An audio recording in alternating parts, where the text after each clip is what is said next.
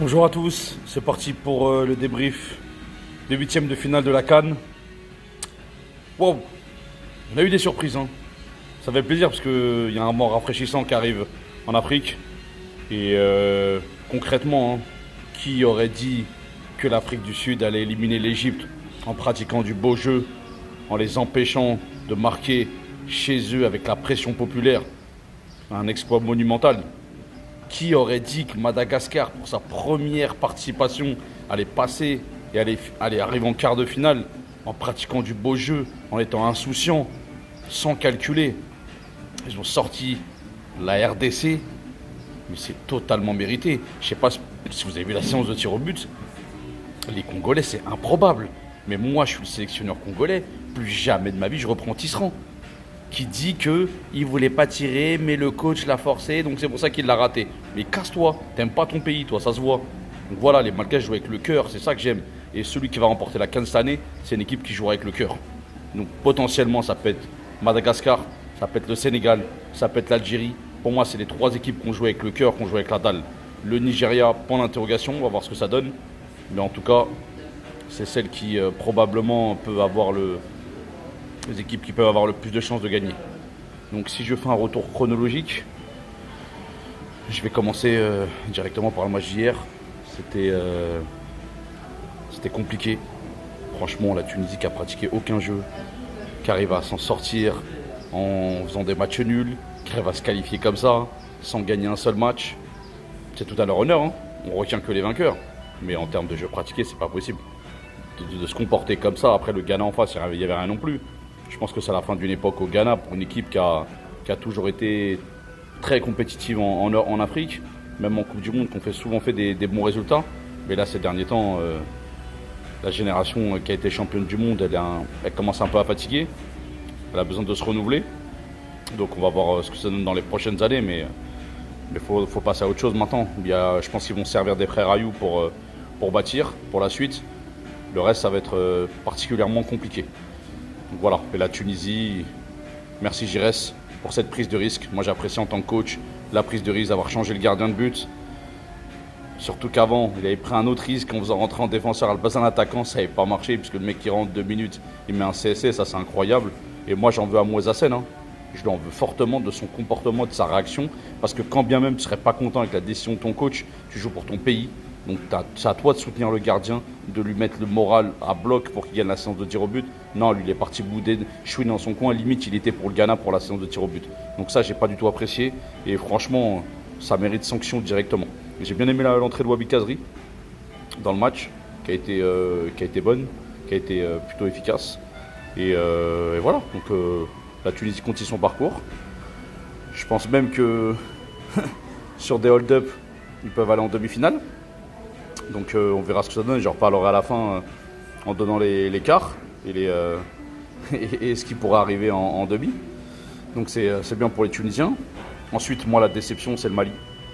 Le Mali a joué, le Mali a perdu, la Côte d'Ivoire n'a pas joué et la Côte d'Ivoire a gagné. Le football c'est comme ça.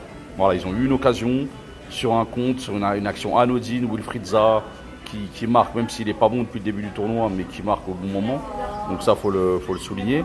Ensuite, moi je pars du principe que dominer n'est pas gagné, même si tu as la possession, même si tu as des occasions, si tu ne cadres pas tes frappes, tu ne peux pas aller loin. Et malheureusement, c'est ce qui arrive au Mali, qui est pourtant pour moi un des meilleurs milieux de terrain de la compétition avec Sama Sekou, avec Aïdara et avec Lassana Koulibaly. J'ai bien aimé Djenepo, aussi l'ailier, franchement, qui a été recruté par Southampton, qui fait la belle affaire. Malheureusement, ça passe pas pour le Mali, ça commence à faire beaucoup.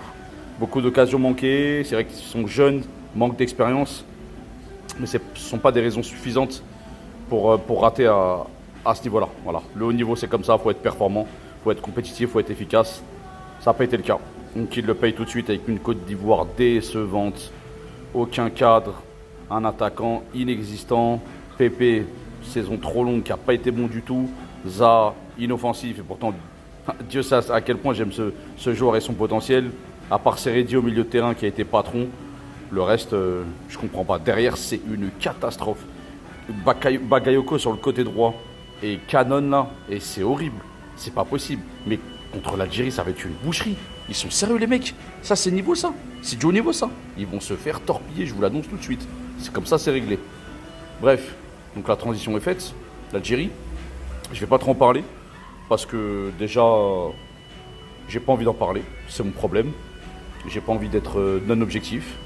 J'ai pas envie de subir les foudres de certaines personnes. Et j'ai pas envie de mettre la pression parce que j'ai pas envie qu'on soit favori. Donc voilà. Ok, on a fait 4 matchs. Ok, on a mis 9 buts. Ok, on a encaissé 0.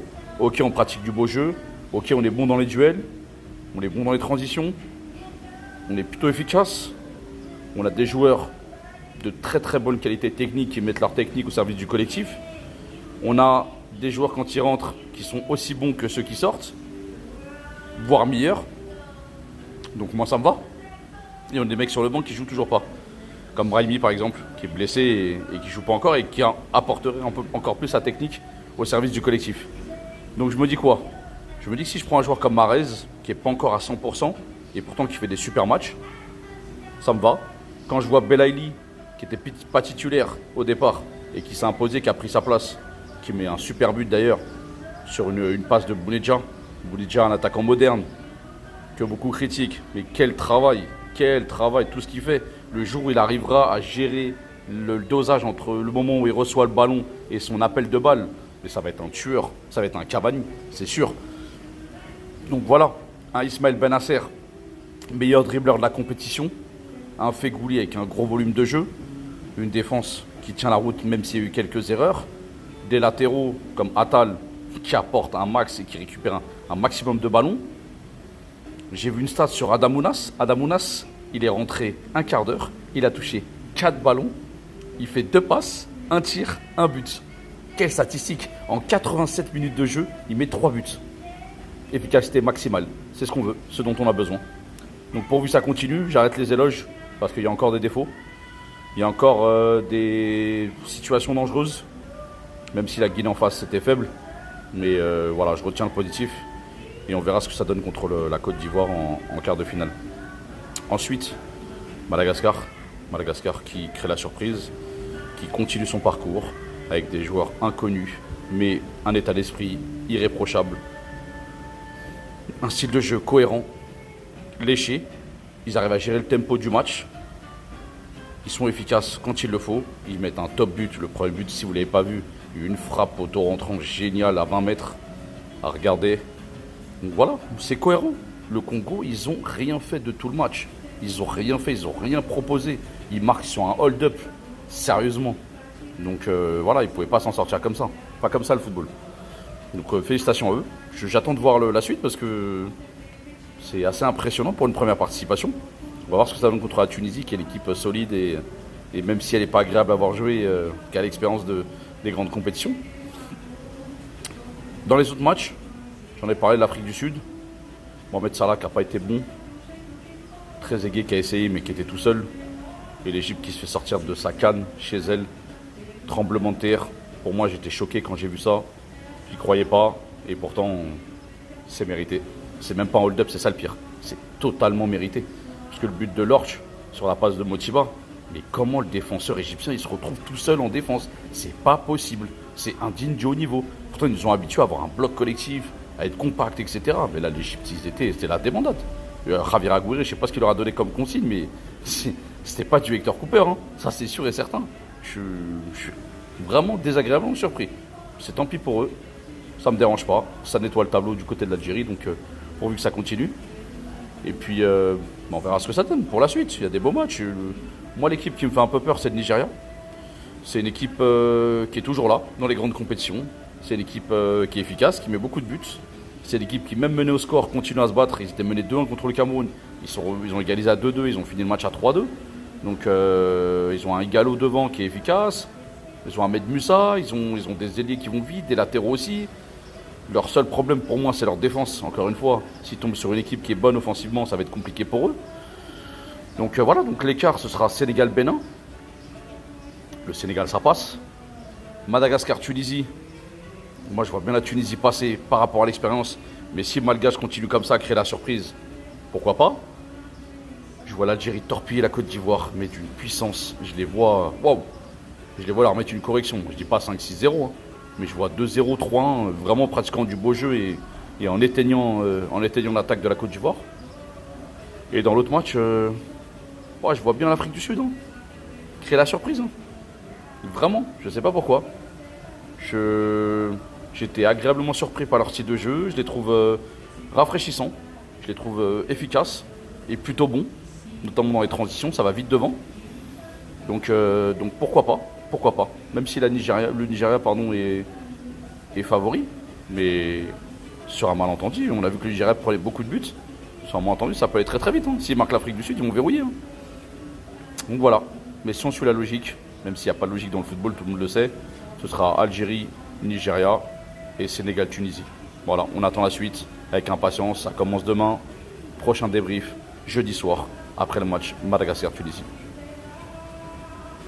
Bonne soirée à tous.